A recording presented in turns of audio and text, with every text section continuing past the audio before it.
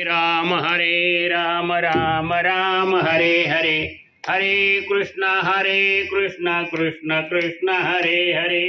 हरे राम राम राम हरे हरे, हरे कृष्ण कृष्ण कृष्ण हरे हरे। हरे राम राम हरे हरे, हरे कृष्ण कृष्ण कृष्ण हरे हरे। हरे राम राम हरे हरे, हरे कृष्ण कृष्ण कृष्ण हरे हरे। वक्रतुंड महाकाय सूर्यकोटि समप्रभ निर्विघ्नं कुरु मे देव सर्वकार्येषु सर्वदा। या कुंदेन्दु तुषारहार धवला, या शुभ्रवस्त्रामृता, या वीणा वरदंड मंडितकरा, या श्वेत पद्मासना, या ब्रह्माच्युत शंकर प्रभृतिभिर देवी सदा वंदिता। सा मां पातु सरस्वती भगवती निःशेषदाढ्यापहां। मुखं करोतु वाचालं पंगुं लंघयते गिरिः। यत्कृपातमहं वन्दे परमानन्दमाधवम्। यं ब्रह्मा वरुणरुद्रमरुतसिंहन्त देवी सवेदे सांगपदक्रममुनिषिते गायन्त्यं सामगा। ध्यानावसद्गतेन मनसा पश्यन्त्यं योगिनो यस्यातं न विदुषरासुरगणा। देवाय तस्मै नमः। गुरुर्ब्रह्मा गुरुर्विष्णुर्गुरुर्देवो महेश्वरः, गुरु साक्षात् परब्रह्म तस्मै श्री गुरवे नमः। अलंकापुरी पुण्यभूमि पवित्र तिथे नांतो ज्ञानराजा सुपात्र, तया आठविता महापुण्य राशी नमस्कार माझा। सद्गुरु श्री ज्ञानेश्वराशी तपो ज्ञान वैराग्यम भक्ति स्वरूपम, सदालंकृतं साधु संन्यास योगम। नमो नारायणगिरि ब्रह्मस्वरूपम, नमो नारायणगिरि ब्रह्मस्वरूपम, नमो नारायणगिरि ब्रह्मस्वरूपम।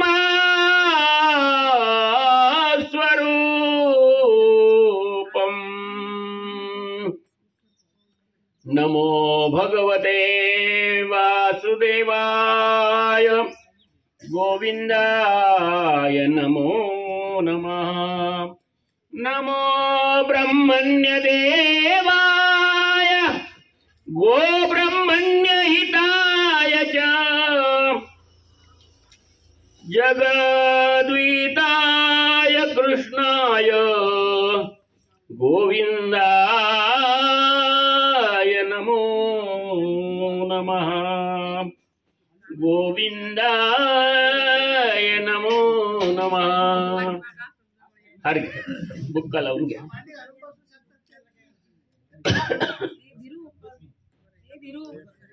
रामकृष्ण हरी वासुदेवाय गोविंदाय नमो नमः। श्री कृष्ण गोविंद हरे मुरारी, हे नाथ नारायण वासुदेवा, हे नाथ नारायण वासुदेव। गोविंद गोविंद हरे मुरारी, हे नाथ नारायण वासुदेवा, हे नाथ नारायण वासुदेव। कुंडलिका वरदे हरि विठ्ठल, श्री ज्ञानदेव तुकाराम, हरिहर केशव गोविंद भगवान की जय। सद्गुरु गंगागिरी महाराज की जय। ब्रह्मलीन नारायणगिरी जी महाराज की जय। ब्रह्मलीन दत्ताबुवा खानवेलकर महाराज की जय। बोलो रे भाई सब संतन की जय। विठ्ठल विठ्ठल विठ्ठल विठ्ठल।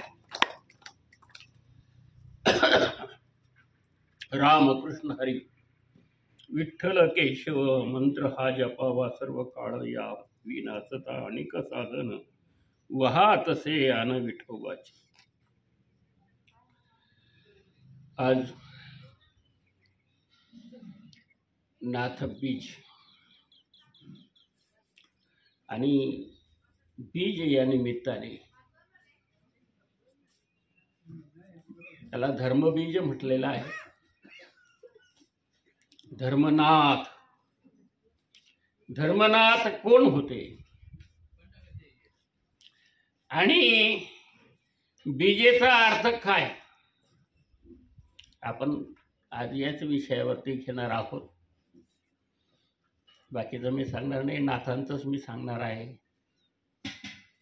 थोडक्यामध्ये आपलं आटपलं पाहिजे. 1 तासाचा अवधी आपल्याला दिलेला आहे. 1 तासात प्रवचन हे 1 तासाचं असतं. 1.5 तास पण कीर्तन लांबलं तर तसं लांबतंय, पण आपल्या टायमिंगमध्ये झालं पाहिजे. 11:30 वाजलेत. 12:30 ते पाऊण वाजेपर्यंत आपलं झालं पाहिजे, म्हणजे महाप्रसादालाही तुम्हाला मोकळी मिळेल. तर गुरुपरंपरेच्या अभंगामध्ये आदिनाथ उमा बीज प्रगटले, मच्छिंद्रा लाधले सहज स्थिती, त्याची प्रेममुद्रा गोरक्षादी झाली, पूर्ण कृपा केली गहिनीनाथा. वैराग्य तापला सप्रेमे निवाला, ठेवा जो लाधला शांती सुख. निर्द्वंद्व निसंग विचारता नाही, सुखानंद हृदयी स्थिरावला. विरक्तीचे पात्र अन्वयाचे मुख, देवनी साम्यक अनन्यता. निवृत्ती गहिनी कृपा केली पूर्ण, कुळ हे पावन कृष्ण नामी. त्याची प्रेममुद्रा गोरक्षात इथली, पूर्ण कृपा केली गहिनी नाथा. गुरुपरंपरा ही आपल्या संस्कृतीची मध्ये अनादी कालापासून आलेली आहे. आदिनाथ उमा, आदिनाथ, आदी म्हणजे सर्वांच्या आधी. प्रथम कोण होतं? प्रथम हे शिव आहे. आदिनाथ, शिव ही शक्ती आहे प्रथम, आणि शिवशक्तीनंतर विष्णू आणि महेश. ब्रह्मा, विष्णू आणि महेश, त्या 3 शक्ती. शिवापासून विष्णू आणि विष्णूपासून ब्रह्म. शिवापासून विष्णू निर्माण झाले आणि विष्णूच्या नाभी कमलामधून ब्रह्माची उत्पत्ती झाली. आणि ब्रह्माची उत्पत्ती झाली, ब्रह्मालाच कळना आपण कोण आहेत आणि काय, कुठून आपली उत्पत्ती झाली, कशी झाली कळेना. मग इकडे इकडे शोध घ्यायला प्रयत्न केला. बघितलं सगळीकडं, शोध घेतला, सगळीकडे पाणीच पाणी. हो, सगळं जलच जल. काय कुठं काही ठांग पत्ता ब्रह्मदेवाला लागेना. मग म्हणाले, आता ज्या कमळावरती आपण बसलोय त्या कमळाचं देठ धरून खाली जाऊ, म्हणजे आपल्याला निदान हे आलंय कुठून कळलं तरी. मग ते देठ असं धरून खाली खाली खाली खाली जायला लागले ब्रह्मदेव. काहीच कळेना. हजारो वर्ष ते खाली जात होते. पण त्याचा ठावच लागला नाही. हो, हरी अनंत, हरी अनंत आहे, त्याचा ठाव लागत नाही. पुन्हा वरती आले, पुन्हा कमळावरती बसले तिथे आणि ओंकार ध्यान केलं. ध्यानात भगवंताचं दर्शन झालं, विष्णूचं. आणि मग दर्शन केल्यानंतर तू काय आहे, कुठून आलास, काय आलास? ओम भूर्भुवस्वहा तत्सवितुर्वरेण्यं भर्गो देवस्य धीमहि धियो यो न प्रचोदयात्. त्याची उत्पत्ती त्याला समजली ब्रह्मदेवाची. आणि मग ब्रह्मदेवाला कामं दिली. तिथून पुढं जे ऋषी आहेत यांची निर्मिती झाली आणि तिथून पुढे प्रजेची निर्मिती झाली. तो भाग विष्णू पुराणातला आहे. आपल्याला लोपले ज्ञान जगी हित नेनती कोणी अवतार पांडुरंगा. ज्ञानाचा लोप झाला.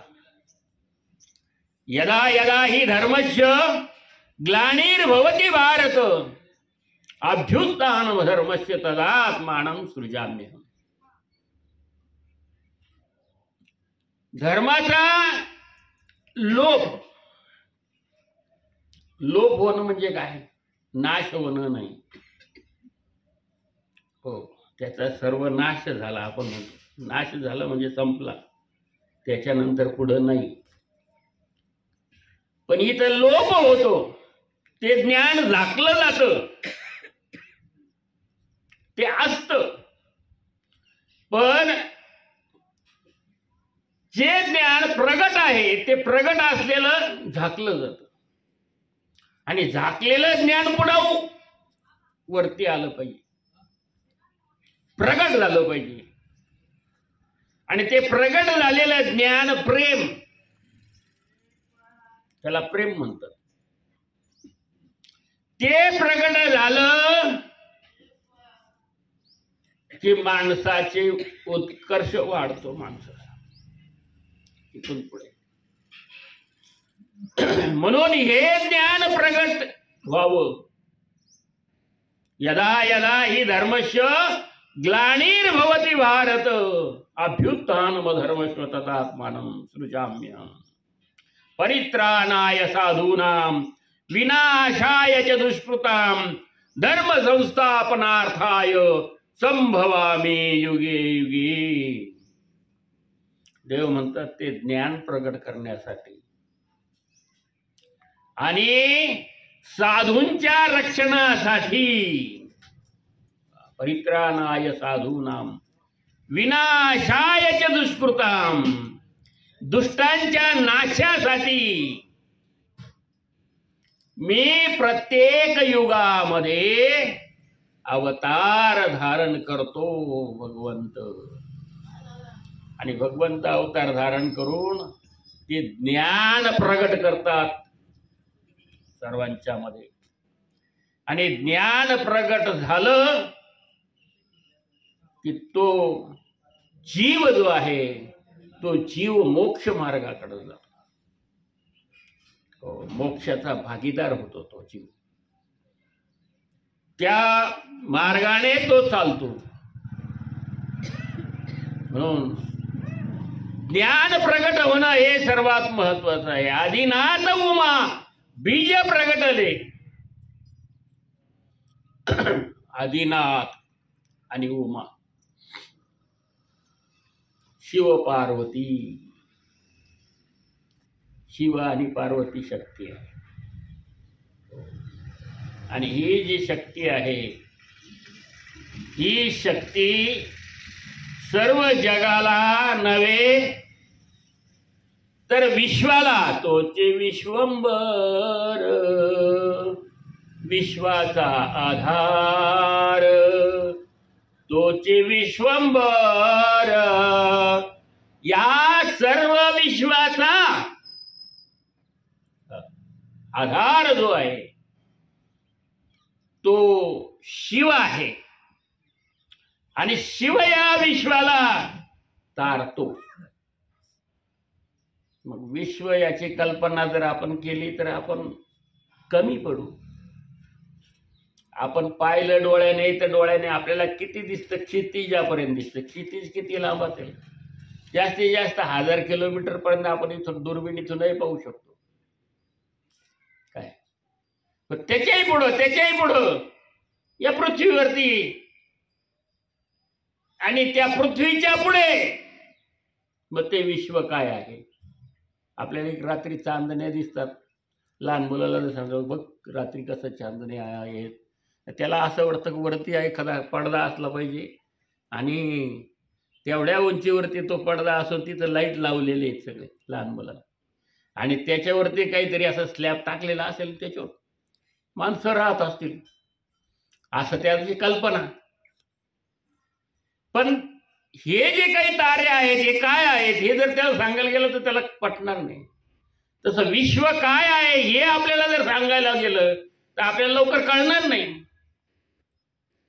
हे जे तारे आहेत दिसतात, हा जो सूर्य आहे या सूर्यापेक्षाही हे तारे मोठाले आहेत.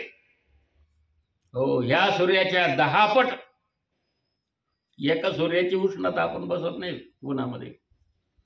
10 पट असलेला सूर्य अग्नीच ना सगळा. बिंब जरी बचके एवढे तरी सर्व जगाचे प्रकाशी. सूर्याचं एकच किरण येतो पण सगळ्या जगाला तो प्रकाशमान करून टाकतो.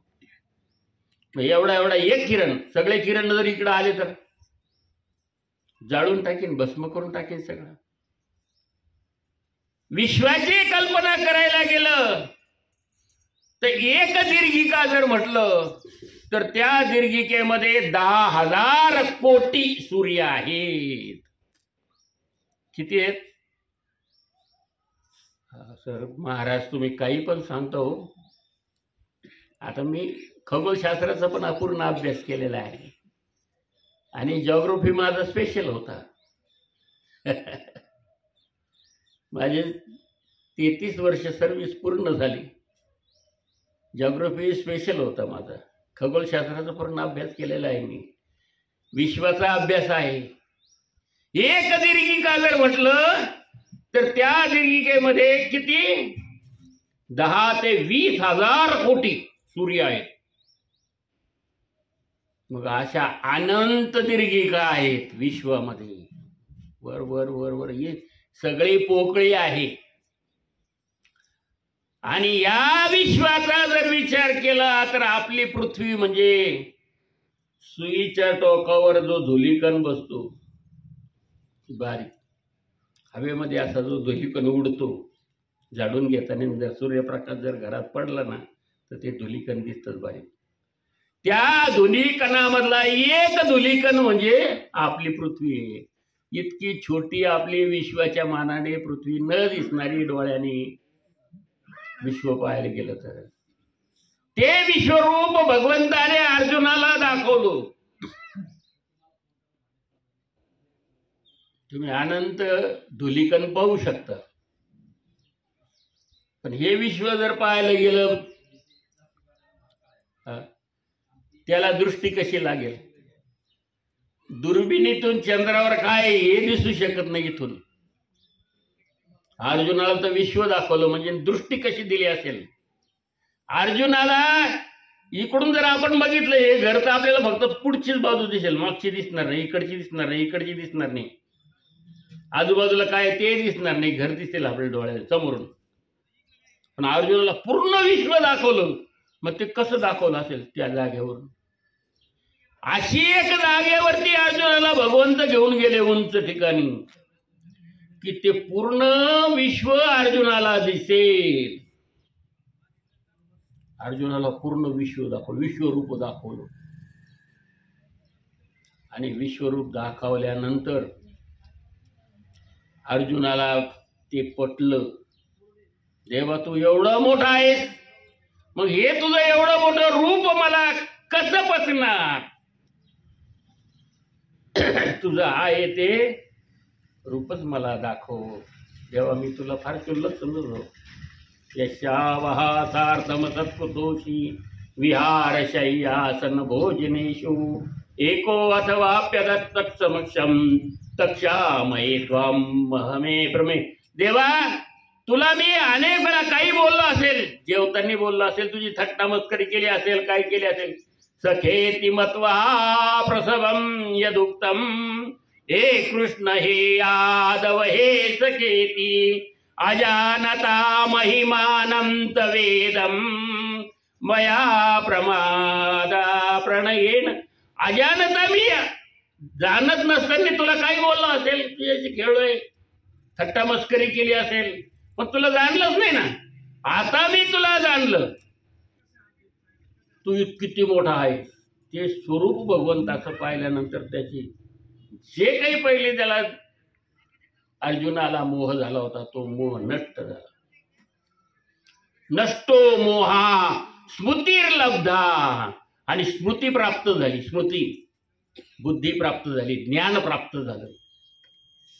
मग हे ज्ञान गुरुने शिष्याला द्यावं लागतं. आणि गुरुने शिष्याला दिलेलं ज्ञान ते पण त्याच्या ठिकाणी रुजलं पाहिजे, पचलं पाहिजे.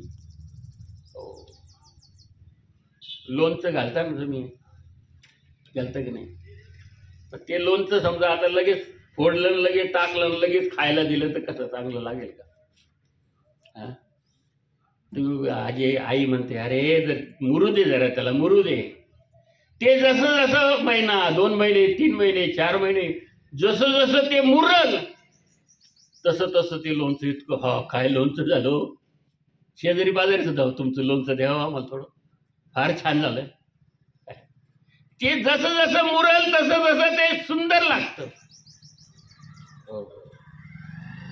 म्हणून ज्ञान मुरलं पाहिजे गुरुचं. आणि गुरुचं ज्ञान मुरण्यासाठी नित्यने मनामी ते प्राणी दुर्लभ लक्ष्मी वल्लभ तया जवळी. तो वल्लभ आणि ती लक्ष्मी त्याच्या जवळ राहतात. नित्य नेम नामी, नामामध्ये सतत मग्न राहा. नामामध्ये सतत मग्न राहिल्याने त्याचं सुदर्शन चक्र आपल्या डोक्यावर फिरत राहतं. कुठलाही घात होत नाही आपल्याला, आपल्याला कुठलाही त्रास, सगळ्या संकटांचं निवारण करणारा ते सुदर्शन चक्र भगवंताचं ते आपल्या डोक्यावर फिरत असतं. सगळ्या संकटातून आपल्याला दूर करतं. आणि ज्ञानाचा जो वारसा आहे तो वारसा आपल्यामध्ये कायमस्वरूपी शिल्लक राहतो.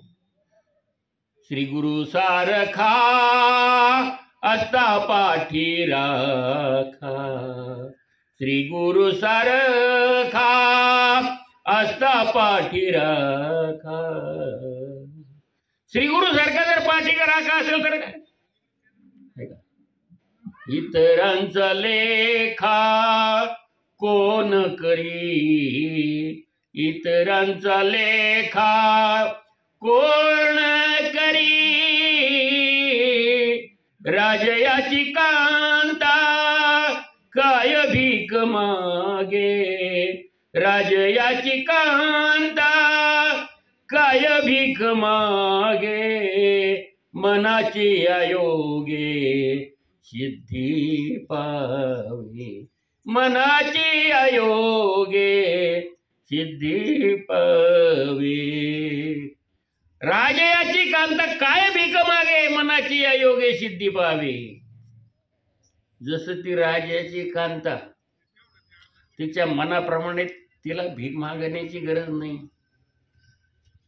तसं ते ज्ञान पैगा ब्रवे जरी मनी हाती आणावे. तरी संता या भजावे सर्वस्वेसी. संतांना भजा.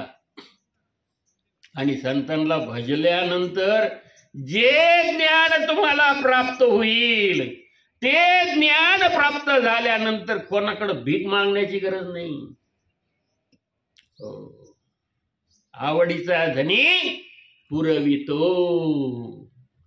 हो, तिथं काहीच कमी पडणार नाही पंढरी रायाजवळ.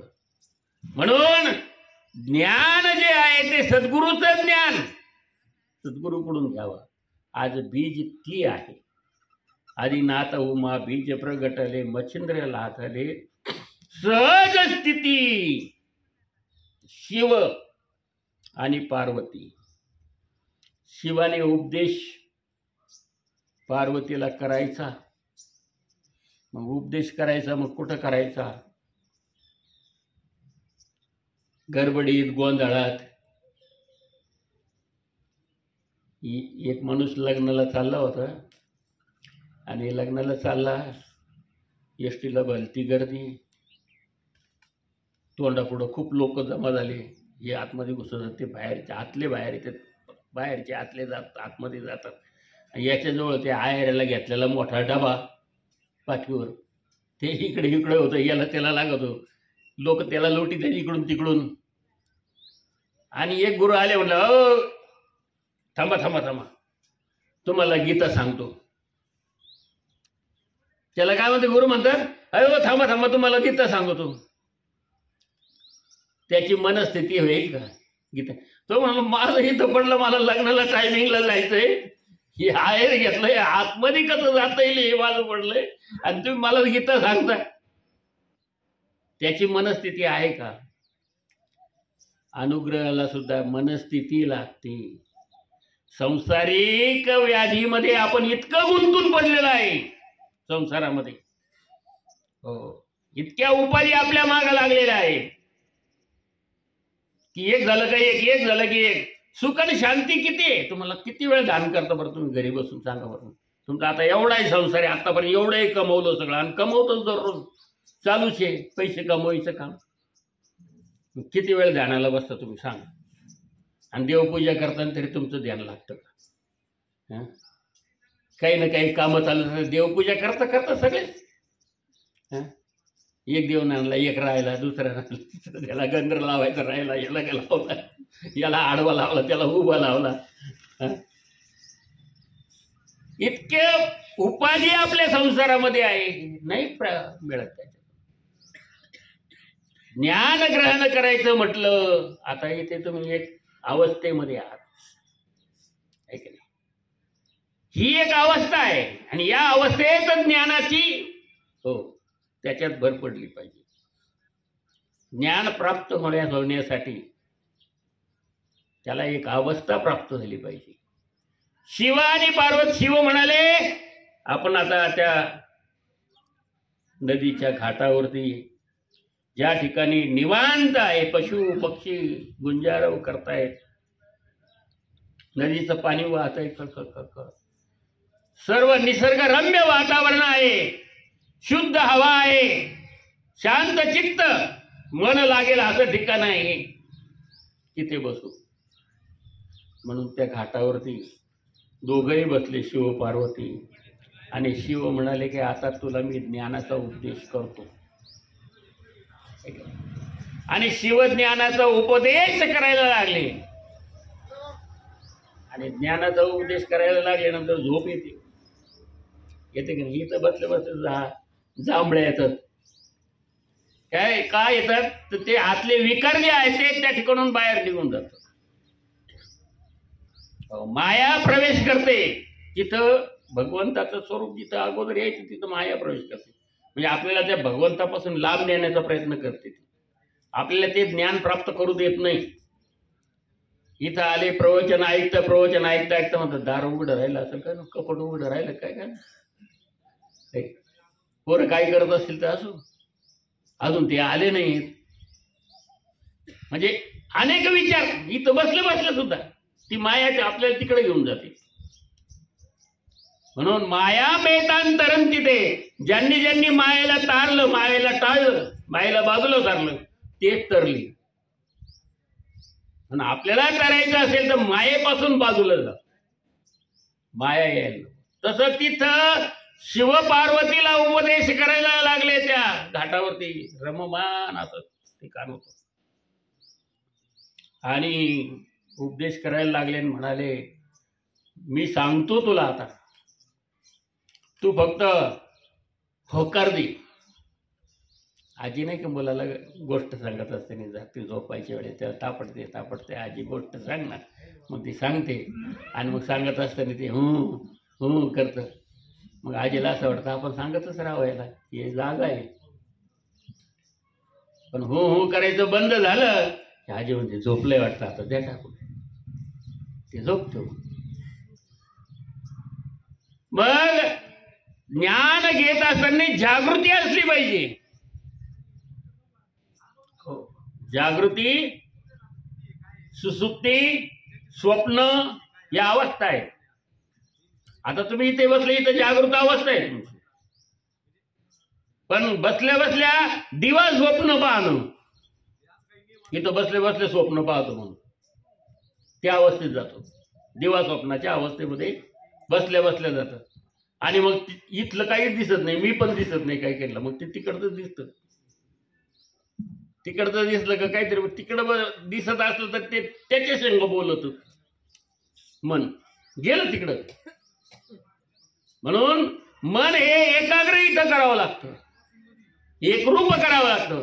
पार्वतीला सांगत असताना पार्वतीने होकार द्यायला सुरुवात केली. हो, शिव सांगायचे हो, आणि सांगता सांगता मायेने प्रवेश केला. मायेने झोप लागली. आता झोप लागली, शिव सांगतायत, परंतु खाली नवनारायणापैकी नारायण जे आहेत मच्छिंद्रनाथ, हे त्या मच्छीच्या पोटामध्ये खाली होते.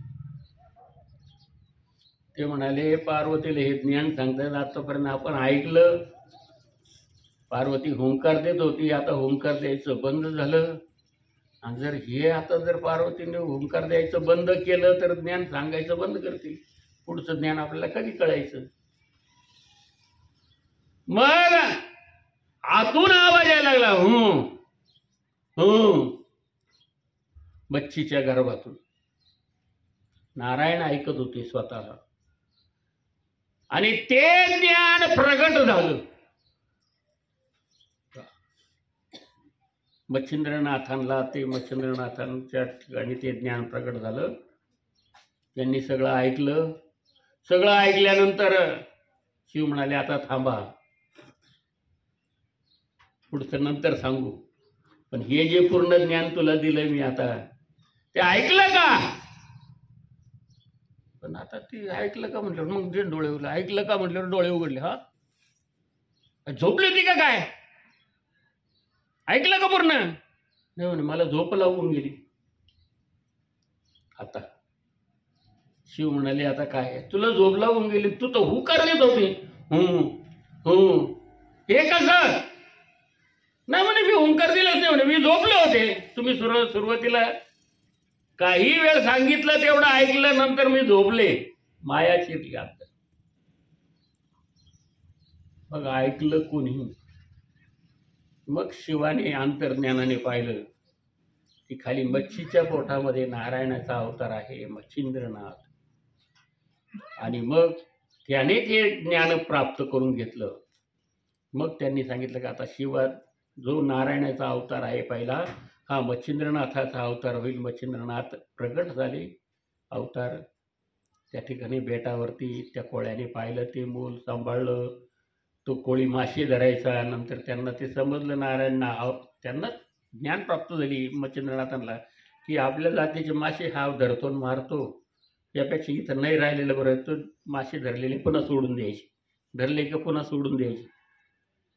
कोळी म्हणाला, अरे एवढे मासे धरले, हे काही मासा नाही, कडे गेला, मी सोडून दिले. का सोडले? म्हणून मुस्कडत मारली एक. मारल्याबरोबर मच्छिंद्रनाथ तपश्चर्याला निघून गेले. तपश्चर्या पूर्ण झाली. गौड बंगाल देशात फिरत फिरत असताना अलैक निरंजन भिक्षां देहि कृपावलंबन करी माता अन्नपूर्णेश्वरी. भिक्षा वाढा माई, भिक्षा वाढा. मला कोण जोगी आला काय म्हणून ती माई भिक्षा घेऊन आली. आणि भिक्षा घेऊन आल्यानंतर त्यांनी बघितलं, दर्शनेश प्रशस्ती सत्पुरुष. सत्पुरुष पाहिल्यानंतर असं प्रशस्त वाटतं, असा प्रशस्त योगी वाटला. काय योगी, काय ज्ञानी. आणि ह्याची कृपा आपल्यावरती झाली पाहिजे. तिचं मन दुःखी होतं. मच्छिंद्रनाथांनी ओळखलं, बाई दुःखी वाटतं तुम्ही फार. काय म्हणे, बाबा मूलबाळ काही नाही, मला मूलबाळ नाही आहे, एवढी कृपा करा म्हणे माझ्यावर. विश्वास ठेवताल हो, लक्ष दे, घ्या आणि घ्या तुम्ही सर्व, ठेवून द्या घरात आणि पाण्यातून पिऊन घ्या. तिने ती रक्षा घेतली, ठेवली.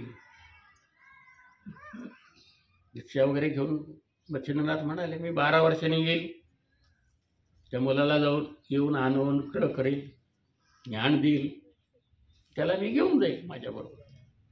चालेल. आता रक्षा दिल्यानंतर विश्वास पाहिजे. विश्वासाची विश्वास असला, विश्वास असेल तर सगळं आहे, आणि विश्वास नसेल तर काही उपयोग नाही महाराज. श्रद्धा त्याला म्हणतात. आणि ही श्रद्धा खरी ते असली पाहिजे सद्गुरूवरती. सद्गुरूवरचा विश्वास. बायांना सवय असते, साडी घेतली तरी 4 बायाला दाखवतो, बघा अशी आहे तशी आहे. केवढ्याला घेतली, आता शेजारणीला माहीत असं किती रुपयाची साडी असं नाही, पण ती 400-500 रुपये जास्त सांगते तिला, एवढ्याची एवढ्याची. शेजारी म्हणजे बरी आहे गो, छान आहे ग, ती काय म्हणत नाही, कशाला खोटं बोलत ती दाखवतेस. तसं प्रत्येक गोष्ट, काही घरात जरी फर्निचर केलं तरी 4-2 लोकांना दाखवते, बघा असं फर्निचर केलं, तसं केलं, बंगला असा आहे, नाही का. हे सगळं दाखवतात घरातलं. आपलं जे जे चांगलं आहे ते सगळं दाखवतात. आणि लोकांना दाखल्याशिवाय समाधान प्राप्त होत नाही. दाखवलं पण पाहिजे. पण आपल्या ठिकाणचं जे ज्ञान आहे, हे ज्ञान पण दिलं पाहिजे दुसऱ्याला. सद्गुरू ज्ञान देतात. सद्गुरूच्या ठिकाणी असलेलं ज्ञान सद्गुरू शिष्याला देत असतात. मच्छिंद्रनाथ यांनी दिलेली रक्षा संध्याकाळच्या वेळेस दळण करत बसली होती, पुढून 2-4 शेजारणी येऊन बसल्या.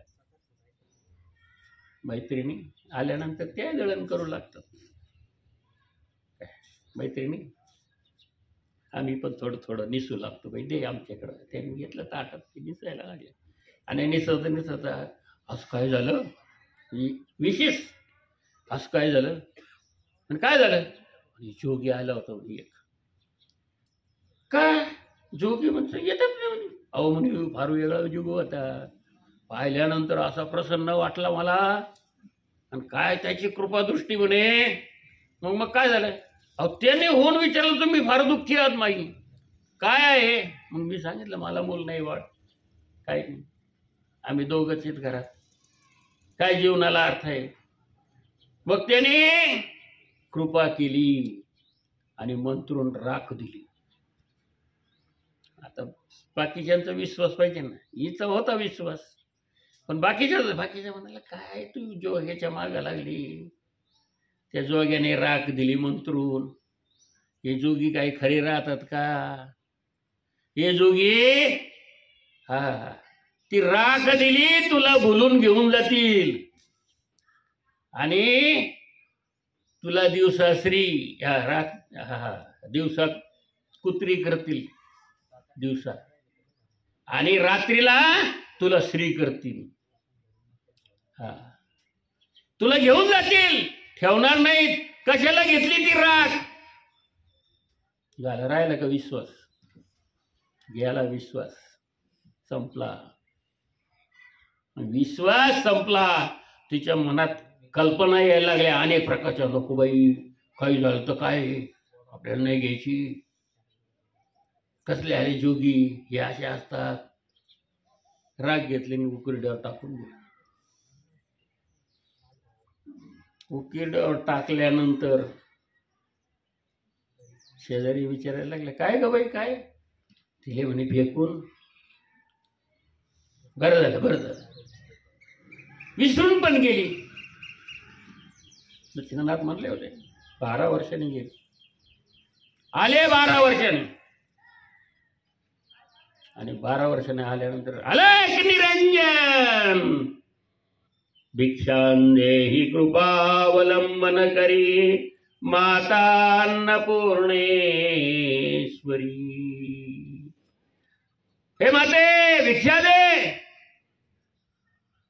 कोण आवाज ओळखीचा वाटतो थोडासा. कोण हलवून पाहतो तो तो जोगी. 12 वर्षांनी धाड तो बना. भिक्षा घेऊन आली. भिक्षा आणली, पण मुलगा कुठे आहे. मुलगा मुलगा नाही झाला तुला. नाही हो म्हणे. नाही. मग मी जी मंत्रून राख दिली होती तुला, भस्म दिलं होतं, ते फोल गेला. नाही म्हणे माऊली. सांग कुठे आहे मुलगा. लपवू नकोस. तुला असं वाटतं का मी त्याला घेऊन जाईन आता. नाही नाही माऊली, तसं नाही. मुलगा झालाच नाही. झाला नाही, व्हायलाच पाहिजे होता. आहे मुलगा कुठंतरी, सांग कुठं आहे. ती म्हणाली, अहो ती राख त्यावेळेसच मी फेकून दिली. मला शेजारच्या बाया बोलायला लागल्या, मला अनेक गोष्टी सांगितल्या. हे जोगी असे असतात, तसे असतात, कशाची श्रद्धा ठेवते, कशाला विश्वास ठेवते, फेकून दे. टाकून दिली. कुठं टाकली. आणि उकिरड्यावर गेले. चाल म्हणाले, कोणत्या उकिरड्यावर. दाखवलं तिथे इथं आहे म्हणाले. तिथं गेल्यानंतर म्हणाले, अलक निरंजन. खालून अरे असा आवाज आला. आणि हा आवाज आल्यानंतर ती थरथर थरथर कापायला लागली. ती मला थरथर कापायला लागली. म्हणाले, घाबरू नको. कुदळ पावडे आणा, खांदा. सगळ्या बाजूंनी खांदून ते बालक त्या ठिकाणी गोरक्षनाथांचा त्या ठिकाणी जन्म झाला. हरे राम राम राम हरे हरे, हरे कृष्ण कृष्ण कृष्ण हरे हरे. गोरक्षनाथांचा जन्म झाला. आणि मग त्या गोरक्षनाथांचा जन्म उकिरड्यामध्ये त्या झाल्यानंतर त्यांनी उचलून घेतलं आणि म्हणाले, आता हा मुलगा तुला देणार नाही, याला मी माझ्याबरोबर. आणि त्या घेऊन गेले तीर्थयात्रेला. उपदेश केला. गोरक्षनाथाची ही तपश्चर्या झाली. मच्छिंद्रनाथ फिरत फिरत फिरत असे तीर्थयात्रेला जात होते. गुरु शिष्याच्या अनेक गोष्टी आहेत. करील तो काय नोहे महाराज, करील तो काय नोहे. काय महाराज काय करतील काय नाही असं सांगतायत. मनाची आयोगे सिद्धी पावे, मनाची आयोगे सिद्धी पावे. करील तो काय नोहे महाराज. त्यांची कृपादृष्टी झाल्यानंतर ते काय करतील काही सांगता येत नाही. पण शिष्याची परीक्षा, गोरक्षनाथाची तपश्चर्या झाली, सगळं झालं. गोरक्षनाथाला कळालं की आपले गुरु कुठं आहेत. श्रीराज्यात आहे. श्रीराज्यातून मच्छिंद्रनाथाला घेऊन आले आणि तिथे त्यांना मुलगा झाला होता मच्छिंद्रनाथाला, मीननाथ. आणि मुलगा झाला. त्याला घेऊन निघाले गोरक्षाबरोबर. आणि येता त्याने महिना होती, त्याच्या झोळीमध्ये एक वीट टाकली होती सोन्याची. झोळीत वीट टाकली सोन्याची, आणि सोन्याची वीट टाकली, हे झोळी अडकवली, चालली. जंगलाच्या रस्त्याने जात असताना मच्छिंद्रनाथ म्हणायचे, मला लय भीती वाटते हो, मला खूप भीती वाटते हो. तुम्हाला कशाची भीती वाटते? आता आपल्याजवळ काय आहे? आम्ही सदैव झुडके आणि जवळी येतात चोर दाकी. आम्ही सुडके आहेत, आमजवळ काय? आपण तर जोगी आहेत. मग जोग्याजवळ काय राहायचं? चोर आले तरी ते घाबरून पडते ना आपल्याला, काय आपल्याजवळ? पण ते म्हणायचे, नाही नाही मला बघ भीती वाटते. दाट जंगल होतं. पण मच्छिंद्रनाथ चालता चालता म्हणाले, मी जरा लघु शंकेला जाऊन येतो. एवढी जोळी तुझ्या गळ्यात राहू तू. ती गळी अडकून दिली, आणि गळ्यात अडकवल्यानंतर मच्छिंद्रनाथ आणि गोरक्षनाथ यांचं खूप अंतर पडलं. गोरक्षनाथांनी झोळी उचकून पाहिली. कायच भीती वाटते हो यांना, काय झोळीत काही आहे का काय? पाहिलं उचकून, तर ते कपड्यामध्ये गुंडाळलेलं सोन्याची वीट सापडली. म्हणाले, हा हीच खरी भीती आहे. आपल्या सगळ्यांना भीती कशाची आहे? ज्ञानाची भीती आहे का? ज्ञान कोणी चोरून येत नाही, हे धन आहे. ज्ञान परमधन आहे, परमार्थ परमधन आहे.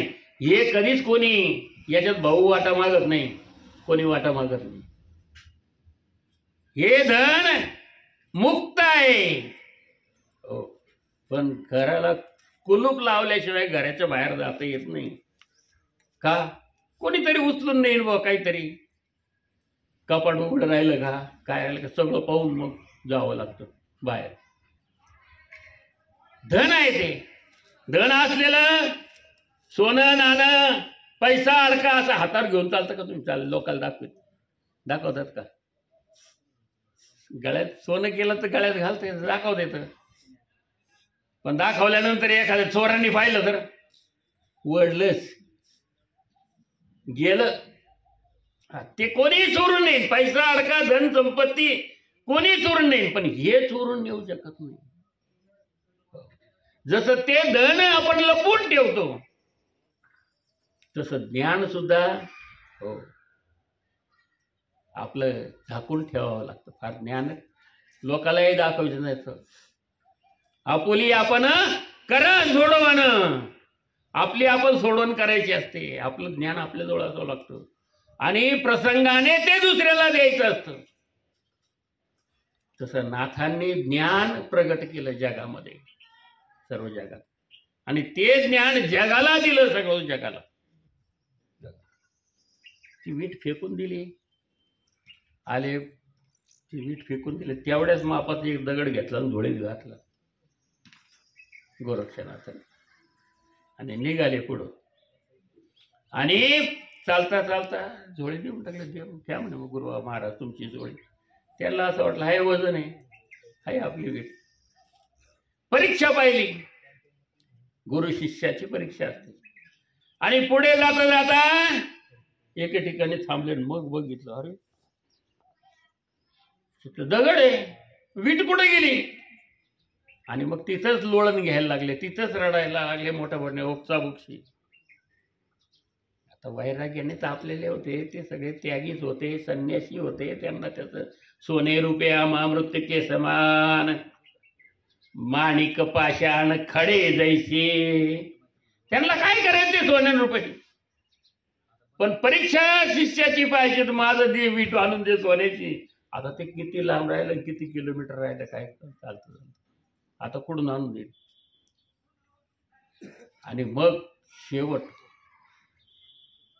गोरक्षनाथ म्हणाले, मला कमी लेखतात, माझी पण तपश्चर्या पूर्ण झालेली, हे आपण दाखवलं पाहिजे गुरुला. मग सोन्याचे पर्वत करून दाखवलं तिने, पर्वतच सोन्याचं करून दाखवला. असे गुरु शिष्यांच्या परीक्षा आहे एकमेकांची. नाथ वाचा तुम्ही, नवनाथ ग्रंथ हा याच्यामध्ये ज्ञानप्राप्ती आहे. आणि नवनारायणांनी कसा अवतार घेऊन जगाचा उद्धार कसा केला, तीच परंपरा आपल्या भागवत धर्माची आहे. आदिनाथ गुरु सकळ सिद्धांचा मच्छिंद्र तयाचा मुख्य शिष्य मच्छिंद्राने बोध गोरक्षाची केला गोरक्ष बदला गैनी प्रसादे निवृत्ती दातार ज्ञानदेव सार चोजविले. ज्ञानेश्वर माऊलीपर्यंत ज्ञानेश्वर माऊलीनंतर आपण आपली परंपरा गुरु परंपरा ही अशी आलेली आहे. तेव्हा आज बीज आहे गुरु परंपरा. बीज बीज म्हणजे काय? आता बीज म्हणजे आपण म्हणतो बी. आता बी तर एक दल असतं. एक दल बीज आहे माहिती आहे तुम्हाला? शाळेत शिकले 5वी 6वीला शिकवतो बीज. एक दल द्विदल. द्विदल म्हणजे ज्याला 2 भाग होतात. शेंगदाणे काय होतात? 2 भाग होतात का नाही बीजाचे? असे जे काही त्याचे 2 भाग होतात ते द्विदल. आणि एक दल बाजरी ज्वारी असे जे आहेत एकच असतं त्याला. ते पेरल्यानंतर मग झाड उगवतं पण दल एकच असतं द्विदल. जे द्विदल आहे ते 2 आहे. 2 या शब्द बीज. द्वितीया प्रथमा द्वितीया. आणि आज बीज आहे तसं पहिल्याने तुकाराम बीज. बीज काय? द्वितीया. या दिवशी गुरुने उपदेश शिष्याला केला. या बीजेला उपदेश केला. तुकाराम महाराजालाही उपदेश याच दिवशी झाला. बीज. गुरु आणि शिष्य हे दोघंही एकत्र आले आणि तिथे बीजाची धारणा केली. ज्ञानाची धारणा केली. ज्ञानोपदेश केला. इथे मच्छिंद्रनाथ हे जे काही आहेत हे त्रिविक्रम राजाच्या नगरीमध्ये गेले. आणि त्या त्रिविक्रमनाथ नगरीमध्ये गेलेले असताना गोरक्षनाथ बरोबर होते. पण त्या नगरीचा राजा त्रिविक्रम मरण पावला. बघा त्या नगरीला इतका दुःखाचा डोंगर त्यांच्यावरती कोसळला. इतके उपसापक्षी रडायचे, लोळायचे, लोक रडायचे, मोठ्या मोठ्याने आरडायचे. मच्छिंद्रनाथ म्हणाले काय दुःख झाले या जनतेला, काय वाईट अवस्था झाली. आणि मग गोरक्षनाथांना सुद्धा ते पाहिल्यानंतर कळवळा आला. संतांना कळवळा येतो आपलं दुःख पाहिल्यानंतर, प्रजेचं दुःख पाहिल्यानंतर वाईट वाटलं. आणि मग गोरक्षनाथ म्हणाले मी या त्रिविक्रम राजाला जिवंत केल्याशिवाय राहणार नाही. मच्छिंद्रनाथ म्हणाले थांब, ते काम तुझं नाही. त्रिविक्रम राजा हा आता दुसऱ्या योनीमध्ये प्रवेश झालेला आहे, त्याच्यामुळं त्याला जिवंत करता येणार नाही. आता त्याला एकच उपाय आहे, प्रजेचं दुःख जर हरण करायचं असेल तर आपण काय करू. आता मी ते काम करतो, मी परकाया प्रवेश करतो. परकाया प्रवेश साबरी विद्येतील एक भाग आहे. म्हणजे आपला आत्मा काढून दुसऱ्याच्या कुडीमध्ये घालणे, मेलेल्या माणसाच्या कुडीत घालणे, त्याला जिवंत करणे, त्याला परकाया प्रवेश, दुसऱ्याच्या शरीरात प्रवेश करणे, परकाया प्रवेश असं म्हणतो. मग मी काय करतो, तर माझा आत्मा हो त्याच्या कुडीत घालतो, तो जिवंत होईल,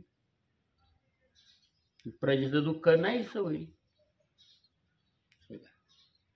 जगाच्या कल्याणा संतांच्या विभूती, देह कष्टविती परोपकारे, परोपकारार्थम इदम सर्वम. हे सर्व परोपकारासाठी, जगाच्या कल्याणासाठी. साधू संत हे जगाच्या कल्याणासाठी. आज एवढा कुंभमेळा आहे, सगळं जगाच्या कल्याणासाठी. धर्माचे पालन करणे, पाखंड खंडन. धर्माचं पालन करणं, पाखंड खंड करून टाकणे, नष्ट करणं, याच्यासाठी साधूचा जन्म आहे. साधू हे त्याच्यासाठी आहेत, संत हे त्याच्यासाठी आहेत, सद्गुरू हे त्याच्यासाठी आहे. ज्ञानाने पाखंड नाहीच करणं. आपल्यामध्ये असलेले काम, क्रोध, लोभ, मोह, मद, मत्सर, अहंकार सगळे नष्ट करण्याचं काम सद्गुरू करतो. बचेंद्रनाथ म्हणाले, काय काळजी करू नको, मी जगाचं कल्याण करतो, यांचं दुःख नाहीसं करतो. पण म्हणाले, तुम्ही दुःख नाहीसं करणार, तुम्ही आपला प्राण दुसरे त्याच्या कुडीत घालणार, तुमचं शरीराचं काय करायचं? त्या म्हणाले, आपण आता इथं हे महादेवाचं मंदिर आहे ना, शिवालय आहे ना, इथं आहोत ना, तर इथं आपण काय करू, आता मध्ये भुयार आहे, त्या भुयारामध्ये माझा देह तू ठेवून दे आणि 12 वर्षाने तू ये पुन्हा. आणि मग 12 वर्षाने तू आला की मग पुन्हा तू मंत्राने आवाहन कर, मी किडीतून जन्म आत्मा काढून घेऊन माझ्या कोडीत गेले. मग त्यावेळेस 12 वर्ष तरी निदान तू जगल, 12 वर्ष ही जी काही प्रजा आहे ही सुखी समाधानी होईल. पण तिथं ती शैवारीण होती, त्या शैवारीने ते ऐकलं सगळं. मग गोरक्षनाथ त्या शैवारीणीला म्हणलं, तू हे ऐकलं, पण आता एक काम कर, कोणाला सांगू नको आणि भुयारात जाण्याचा मार्ग आम्हाला दाखवून दे. बचेंद्रनाथ गोरक्षनाथ भुयारात गेले. बचेंद्रनाथ ध्यानास्थ बसले. हो, आत्मा ब्रह्मांडी लावला, आत्मा बाहेर काढला आणि गेले. त्या त्रिविक्रम राजाच्या अवतीभोवती खूप मोठ्याने आरडत होतं, त्याला स्मशानात नेलं होतं. पण तिथं नेल्याबरोबर तो एकदम जागृत झाला आणि सगळ्याला आनंद झाला. हो, त्रिविक्रम राजा जिवंत झाला, राजा जिवंत झाला, राजा जिवंत. आणि मग तिथून पुढं मग बचेंद्रनाथ त्या देहामध्ये वावरू लागले. इकडं गोरक्षनाथाने भुयार बंद थोडक्यात सांगतो, बंद केलं, भुयार बंद केलं आणि गोरक्षनाथ निघून गेले तीर्थयात्रेला. पण त्रिविक्रम राजाची पत्नी जी आहे ती दररोज शिवमंदिरामध्ये पूजासाठी यायची, फळं घेऊन यायची, फुलं घेऊन यायची, लोटाभर पाणी शिवाच्या मस्तकावरती टाकायची आणि शिवाला विनंती करते, हे शिवा, कैलास राणा शिवचंद्र मौळी फणींद्र माथा मुकुटी जळाळी, कारुण्य सिंधू भव दुःखहारी, तुझ बीन शंभो मज कोण तारी. हे शंभो, तुझ्याशिवाय मला कोण तारणार? श्री शंकरा शिवशंकरा शंभो मजवरी कृपा करा. श्री शंकरा शिवशंकरा शंभो मजवरी कृपा करा. हे शंभो, हे भोलेनाथ, हे शिवशंकरा, हो माझ्यावरती कृपा करा, माझं सौभाग्य अखंड राहू द्या, अखंड सौभाग्यवती मला राहू द्या. आणि असं म्हटल्याबरोबर ती शैवारी हसली मोठ्याने. आणि जे शिवाकडं तिचं लक्ष होतं त्रिविक्रम राजाच्या पत्नीचं, ते तिच्याकडं गेलं. ते हसताना पाहिलं. तिने पूजा आटपली म्हणाले, का मी म्हटले माझं सौभाग्य अखंड राहू द्या, तू हसली, काय कारण आहे सांग. आता राजाची पत्नी आणि बरोबर सेवक बिवक सगळे होते. सांगतेस का नाही? का हसली? हसण्याला कारण असतं, उगीच माणूस हसत नाही. आईनं जर मुलाकडे बघितलं तर मुल आईकडे पाहून हसतं की नाही? आई हसते की नाही? किती प्रेम असतं दोघांचं. हे कारण, प्रेमाचं कारण ते झालं, पण निष्कारणच हसलं.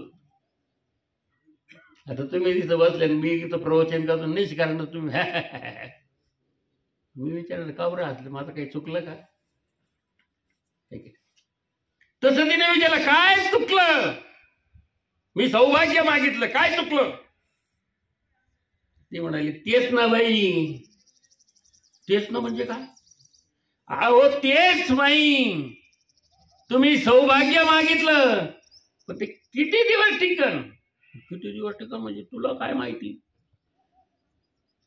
काय सांग मला गौप्य याच्यामध्ये, खरं काय मला सांग, नाही तर चाल तुला आता तुरुंगात टाकते. ती घाबरली, ती म्हणे नका असं करू, मी खरं आहे ते सांगते आपल्या प्रजेच्या कल्याणासाठी. अहो म्हणे तो जोगी 2 आले होते म्हणे इथे, त्या जोग्यापैकी त्यांची चर्चा झाली तुमचं दुःख पाहून. ते म्हणाले आपल्याला प्रजेचं दुःख नाहीसं करायचं, त्रिविक्रम राजाला जिवंत करायचं. एक म्हणाला मी जिवंत करील, पण त्याचे गुरु त्याला म्हणाले की तू त्याला जिवंत करू शकत नाहीस, त्याने दुसऱ्या योनीमध्ये प्रवेश केलेला आहे. मग म्हणाले काय जिवंत होईलच कसा? ते म्हणाले मी माझा आत्मा त्याच्या कोडीमध्ये टाकतो आणि मग त्रिविक्रम राजा जिवंत होईल. काय खरं आहे वो तू सांगते ते? अहो खरंच आहे, त्या जोग्याचा जो काही देह आहे तो देह इथे खाली भुयारात ठेवलेला आहे आणि दुसरा जोगी तीर्थयात्रेला गेला, तो 12 वर्षांनी येईल.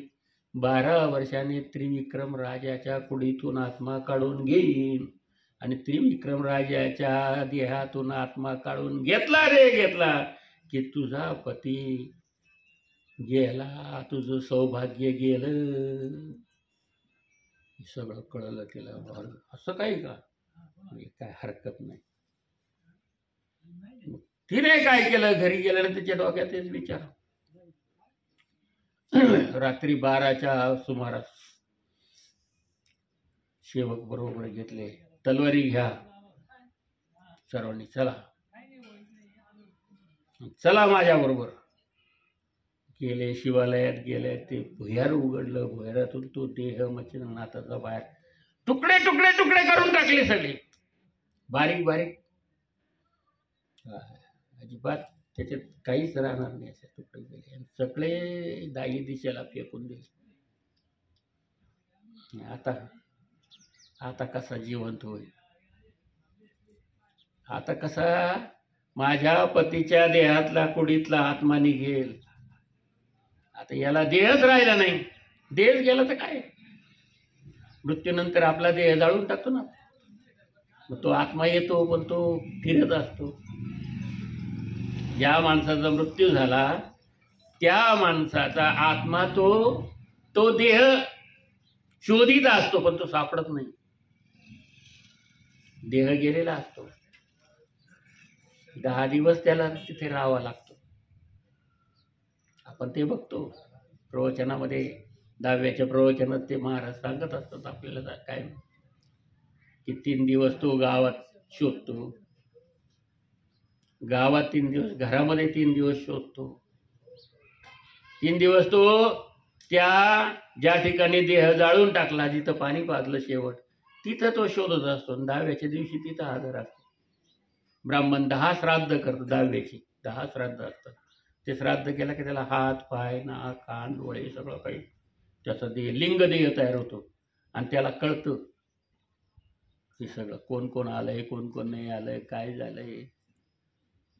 त्या आत्म्याला तो लिंग देह असतो त्याचा, तो देह प्राप्त झाल्यानंतर आणि मग कावळ्याला त्या ठिकाणी अधिकार दिलेला आहे.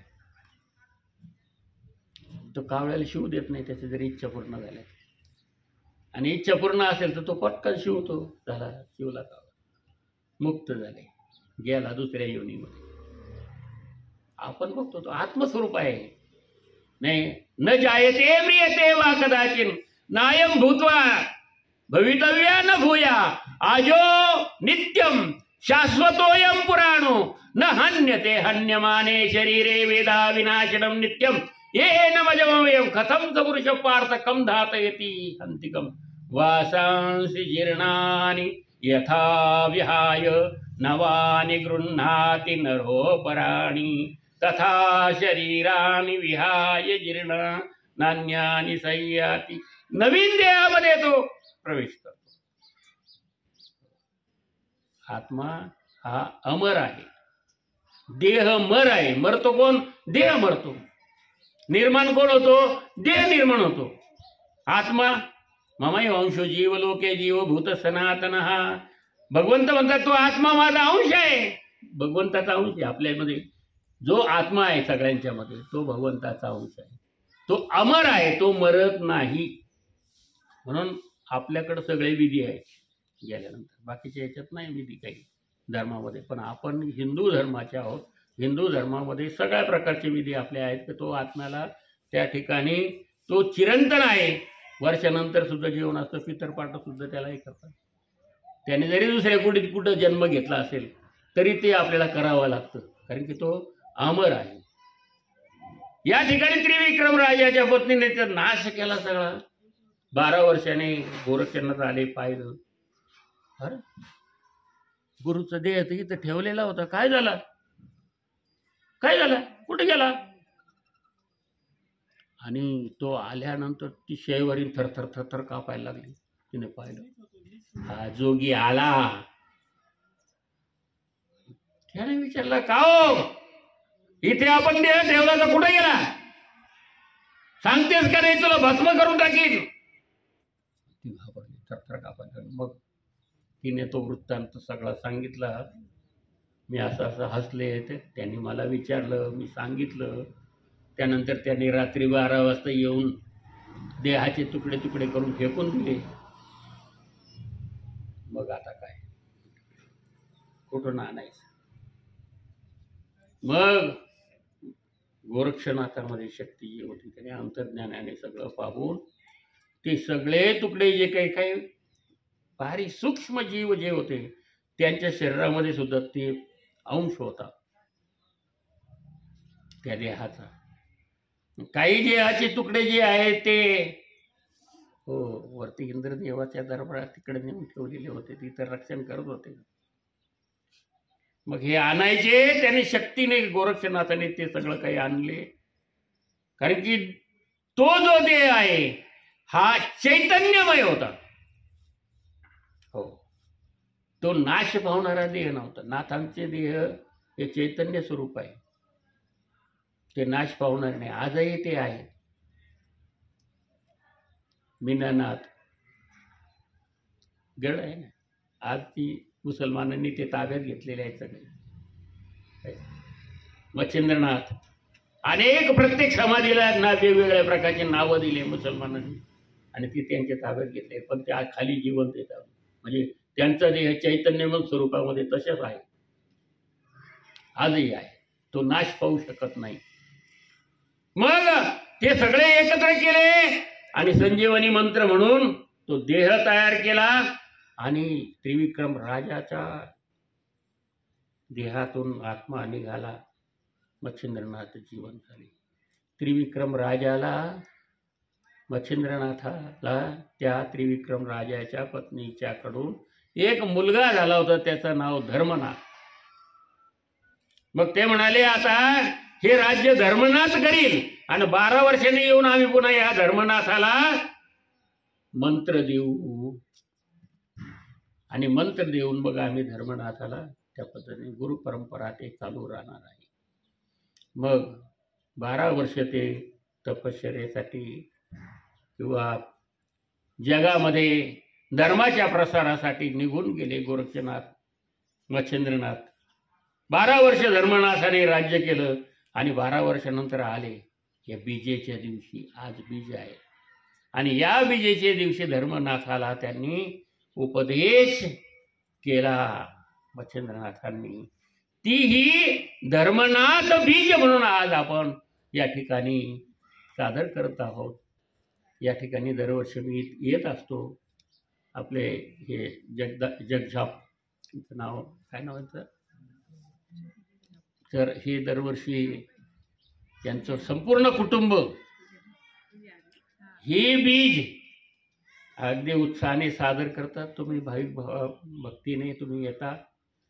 आता सर्व लोक ड्युटीला आहेत, काही ऑफिसमध्ये आहेत, कुठं आहेत एवढे सर्व लोक येऊ शकत नाहीत. पण तुम्ही जवळपास असणारे सर्वजण आलात या ठिकाणी आणि ह्या बीजेचा कार्यक्रम आपण हा सादर केला. हा झालेला कार्यक्रम आपण भगवंताच्या चरणी अर्पण करू. विठाला विठाला विठाला विठाला विठाला विठाला. रामकृष्ण हरी विठ्ठल केशवा मंत्र हा जपावा सर्व काळ यावी नासता अनेक साधन वहातसे यान विठोबाचे. म्हणून भागवत धर्माचा जो मंत्र आहे हा मंत्र राम कृष्ण हरी. जय जय राम कृष्ण हरी म्हणा. जय जय राम कृष्ण हरी. जय जय राम कृष्ण हरी. हा उघड मंत्र आहे, हा कान मंत्र नाही किंवा झाकलेला मंत्र नाही भागवत धर्माचा. काही लोक कानच सांगतात, काही लोक झाकलेलं सांगतो. कोण सांगू नको असं नाही, हा सगळ्याला सांगा. हो. आणि याचा जो काही याची जी काही शक्ती आहे नाही का, याचा जो परिणाम आहे काय आहे रामकृष्ण हरीचा, तर भगवंताचं सुदर्शन चक्र आपल्या डोक्यावर सतत फिरत राहतं. हा प्रजेचं कल्याण करणारा मंत्र आहे, सर्वांचं कल्याण करणारा मंत्र आहे. सकलाशी येथे आहे अधिकार. सगळ्यांना हा मंत्र म्हणण्याचा अधिकार आहे. जशी भगवद्गीता सगळ्यांना आहे. मुस्लिमांनी म्हटलं तरी त्याला प्राप्त होतं, ख्रिश्चनाने म्हटलं तरी प्राप्त होतं, अन्य जातीच्या लोकांनी म्हटलं तरी त्याला. तसं हा सर्व जातीच्या, कोणत्याही सर्व धर्माच्या, सर्व देशातल्या सर्व लोकांच्यासाठी असलेला हा मंत्र रामकृष्ण हरी. जय जय रामकृष्ण हरी. जय जय रामकृष्ण हरी. हा उघड मंत्र या ठिकाणी आपल्याला संतांनी दिलेला आहे. त्या मंत्राचा आपण जप करावा. वहा तसे यान विठोबाशी. तुकाराम महाराजांचं विठ्ठलाची शपथ घेऊन सांगतो तुम्हाला की हा मंत्र सगळ्यात श्रेष्ठ आहे. हा मंत्र सतत म्हणत राहा. विठाला विठाला विठाला विठाला. आता विश्वात्मके देवे येणे वाघ यज्ञ तोषावे. तोषोणी मज द्यावे पसाय दान हे. जे खळांची व्यंकटे सांडो तया सत्कर्मी रती वाढो. भूता परस्परे पडो मैत्र जीवांचे. दुरितांचे तिमिर जावो. विश्व स्वधर्म सूर्ये पाहो. जो जे वांछील तो ते लाभो. प्राणी जात वर्षत सकळ मंगळे. ईश्वर निष्ठांचे मांद्याळे. अनवरत भूमंडळी भेटतो तया भूता. चला कल्पतरूंचे आरव. चेतना चिंतामणीचे गाव. बोलिले जे अरुणव पियुषांचे. चंद्रमे जे अलांछन. मार्तंड जे तापहीन. ते सर्वाही सदा सज्जन सोयरे होतू. किंबहुना सर्व सुखी पूर्ण हो नीतीही लोकी. भजिजो आदि पुरखे अखंडित. आणि ग्रंथोपजीवी विशेष लोकी. द्रष्टाद्रष्ट विजय होवावेजी. एत म्हणे श्री विश्वेश्वरा हो. हा होईल दान पसावो. येणे वरे ज्ञानदेव सुखिया झाला. येणे वरे ज्ञानदेव सुखिया झाला. येणे वरे ज्ञानदेव सुखिया झाला. विठाला विठाला विठाला विठाला विठा. पुंडलिका वरदे हार विठ्ठल श्री ज्ञानदेव हरिहर केशव गोविंद भगवान की जय. नवनाथ महाराज की जय.